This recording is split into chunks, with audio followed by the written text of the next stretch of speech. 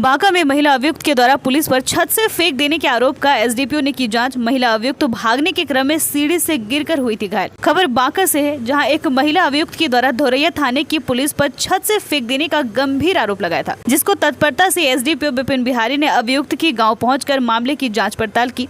SDPO ने बताया कि इस घटना की जांच मेरे द्वारा रनगांव बुजुर्ग गांव जाकर किया गया। वह सुबह 8:30 बजे की घटना है। धोरैया थाना कांड संख्या 215/23 के अभियुक्तों की गिरफ्तारी के लिए आईओ संगीता कुमारी के द्वारा की छापेमारी की गई, जिसमें अनीशा खातून नाम की महिला जो केस में अभियुक्त है, अपने छत से पड़ोसी मोहम्मद मंजूर के छत से नीचे भागने लगी। भागने के क्रम में सीढ़ी से नीचे गिर गई, जिससे सर और मुंह में चोट लगी है। पड़ोसी मोहम्मद मंजूर के घर की महिलाएं उस समय वहीं पर थी, जिनका बयान भी लिया गया।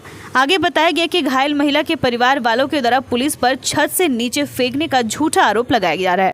सर, कल रनगांव बुजुर्ग गांव में एक महिला के साथ सर घटना घटी थी। उस मामले में सर जांच किया गया, तो जांच में क्या पाया गया सर? कल जो है दिनांक 15/9/23 को लगभग 8 साढ़े 8 बजे की घटना है। रनगांव बुजुर्ग में एक धोरैया थाना कांड संख्या 215/23 जो दर्ज हुआ था IT एक्ट 67B और पॉक्सो जैसे संगीन धाराओं के अंतर्गत यह केस दर्ज हुआ था। यह केस हुआ था रूही फातिमा नाम की एक लड़की का नग्न फोटो वायरल करना और उसके परिवार को डराना, धमकाना, धमकी देना जैसे संगीन धाराओं में यह केस जो है दर्ज हुआ था। और यह केस जो है पर्यवेक्षण के बाद इस केस को सत्य पाते हुए 4 लोगों के विरुद्ध गिरफ्तारी का आदेश दिया गया था।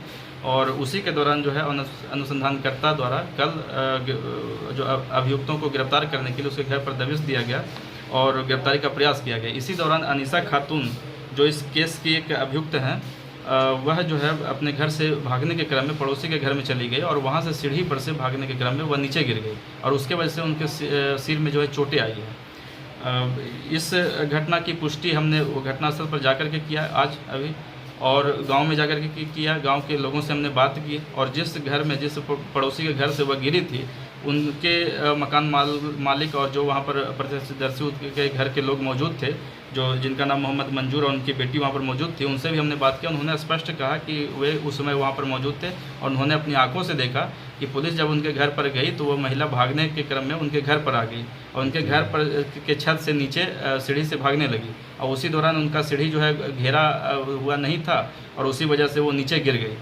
और उनके सर में जो है चोटें आई हैं।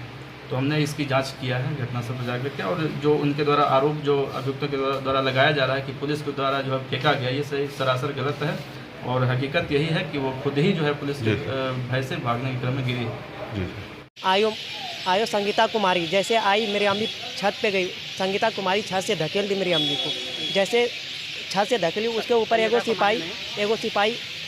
सिपाही ऊपर पे गिर गया। ठीक है, जैसे गिरी ईंटा भी मेरी अम्मी के ऊपर गिर गया था। जैसे सिपाही ऊपर उठाई मेरी अम्मी को, उठाने के बाद उसके ऊपर देखा बहुत घायल है। ठीक है, पुलिस सब छोड़कर मेरी अम्मी को भाग गई। किस मामले को लेकर पुलिस पहले का मामले था, वह सब केस किया था। ठीक है।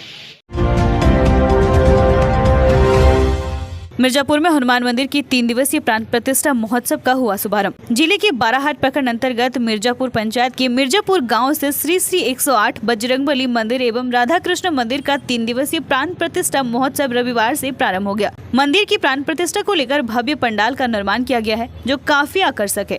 बजरंगबली मंदिर की प्राण प्रतिष्ठा वैदिक मंत्रोच्चारण के साथ प्रारंभ हो गया है। महोत्सव के तहत 3 दिनों तक कई कार्यक्रमों का आयोजन किया जाएगा। 19 सितंबर को रात्रि राम विवाह कार्यक्रम के साथ 3 दिवसीय महोत्सव का समापन हो जाएगा। मंदिर का निर्माण मिर्जापुर निवासी धार्मिक आस्था रखने वाले जगदम्बी चौधरी के द्वारा कराया गया है। बताया जा रहा है कि जगदम्बी चौधरी ने जब मंदिर निर्माण का फैसला लिया, तब उनके 3 पुत्र पूर्व मुखिया रामशरण चौधरी, महानंद चौधरी उर्फ केलू, धर्मेंद्र चौधरी, तीनों पुत्रों ने अपनी निजी खर्च कर मंदिर का निर्माण कराया। मंदिर में राधा कृष्ण, हनुमान सहित भगवान गजानंद एवं भगवान विश्वकर्मा की प्रतिमा सुंदर ढंग से लगाई गई है, जो काफी आकर्षक लग रहा है। विश्वकर्मा जयंती के अवसर पर श्री 108 बजरंगबली मंदिर एवं राधा कृष्ण मंदिर की प्राण प्रतिष्ठा के 3 दिवसीय महोत्सव में 24 घंटे तक राम धुन कार्यक्रम से पूरे गांव में भक्ति का माहौल हो गया। मानवता की मिसाल है सेना का पूर्व जवान। ट्रेन एक्सीडेंट में दोनों पैर गंवाए युवक की बचाई जान। जिले के पूर्व सैनिक एवं सक्रिय सामाजिक कार्यकर्ता रोशन सिंह राठौर ने मानवता का मिसाल कायम करते हुए आज उस वक्त चर्चा में आए जब पटना से विक्रमशिला ट्रेन से भागलपुर लौटने के क्रम में बाढ़ स्टेशन के पास ट्रेन एक्सीडेंट से दोनों पैर गंवाए एक नौजवान को बचाने के लिए अपनी यात्रा को बीच में ही छोड़कर उसकी मदद में जुट गए। रोशन सिंह राठौर ने ट्रेन एक्सीडेंट में पैर कटे युवक को लेकर फौरन रेलवे रिकवरी विभाग को कॉल कर जानकारी दी, जहां की कुछ देर बाद पता चला कि रिकवरी विभाग आकर जख्मी व्यक्ति को इलाज के लिए ले गए। रोशन सिंह राठौर ने बताया कि मैं क्षेत्र की समस्या को लेकर पटना लघु जल संसाधन मंत्री जयंत राज से मिलने गया था।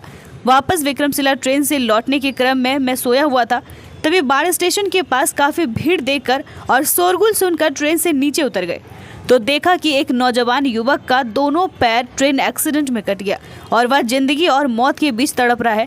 अगल बगल सैकड़ों लोग अपने मोबाइल से वीडियो बना रहे थे, लेकिन कोई ना तो उसे उठाने वाला था और ना ही किसी ने पुलिस को सूचना दी थी।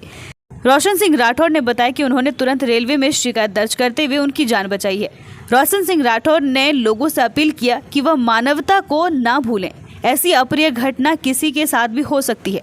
उन्होंने कहा किसी भी महत्वपूर्ण कार्यों से बड़ा कार्य है किसी का जान बचाना, ताकि किसी के घर का चिराग बुझने से बच सके।